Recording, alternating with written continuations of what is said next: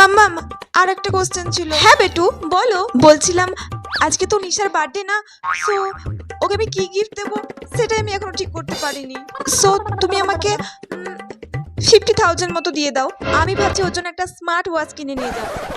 বেটু, তুমি মাত্র 50,000 টাকা দিয়ে তোমার বেস্ট ফ্রেন্ডকে তুমি একটা শুধুমাত্র স্মার্ট ওয়াচ দেবে? ও মাই গড, এই জন্য আমার তোমার প্রতি খুব রাগ হয়। আমাদের একটা স্ট্যান্ডার্ড আছে তো নাকি? তোমাকে স্মার্ট ওয়াচ দিতে হবে না। ও মম, স্মার্ট ওয়াচ দেবো না, তাহলে কি দেবো? তুমি নিশাকে ডায়মন্ড ওয়াচ দিয়ে দাও। Diamond watch? ওকে মাম্মাম, তাহলে আমি ওকে একটা ডায়মন্ড ওয়াচ গিফট করে দিই। কি ইয়েস বেটু, আমি যেটা বলছি সেটাই করো। তুমি ওকে একটা ডায়মন্ড ওয়াচ দিয়ে দাও। আর আজকালকার দিনে এত কম দামের গিফট কে দেয় বলো তো? ওকে মাম্মাম, তাহলে তোমার ফ্রেন্ডদের মধ্যে আমার ইমপ্রেশন আরো বেড়ে যাবে। ওকে মাম্মাম, তুমি তাহলে তাড়াতাড়ি ডায়মন্ড ওয়াচ অর্ডার করে দাও।